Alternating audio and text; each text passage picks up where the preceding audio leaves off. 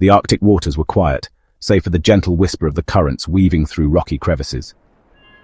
Below the surface, where sunlight barely touched the seafloor, lurked a creature as ancient as the ocean itself, the wolffish. This was no ordinary fish.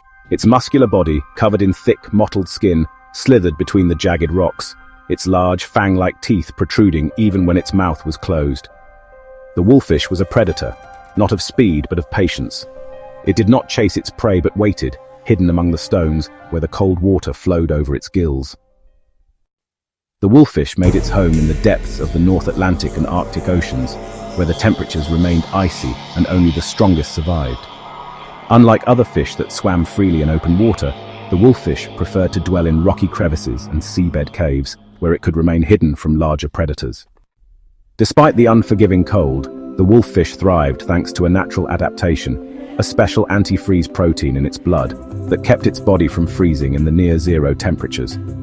It moved slowly, conserving energy, its large pectoral fins helping it maneuver effortlessly among the rocks.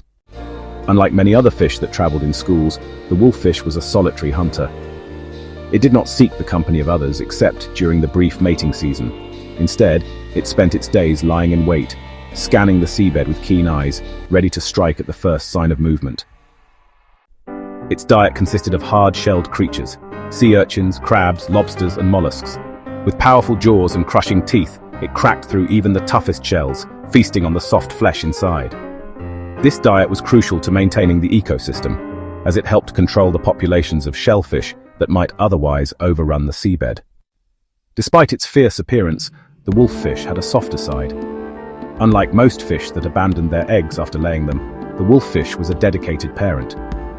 During the mating season, a male and female would come together in their rocky shelter. The female laid a cluster of large golden eggs, and the male took on the role of protector, guarding them fiercely from predators. For months, he remained close, barely eating, fanning the eggs with his fins to ensure they received enough oxygen.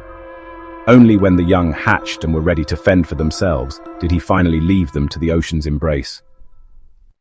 For centuries, the wolffish had ruled its rocky kingdom undisturbed. But the modern world brought new dangers, overfishing and habitat destruction. Trawling nets scraped the ocean floor, destroying the very homes where the wolffish lived. Pollution tainted the waters, making survival even harder. Fishermen often caught the wolffish by accident, unaware of its importance to the ecosystem. But marine biologists and conservationists fought to protect it, recognizing the crucial role it played in maintaining balance in the deep. The wolffish remained as it always had, patient, resilient, and wise.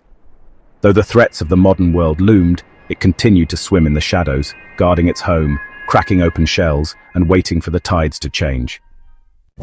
In the depths of the Arctic, where few dared to venture, the wolffish thrived, a silent hunter of the deep, its story still unfolding beneath the waves.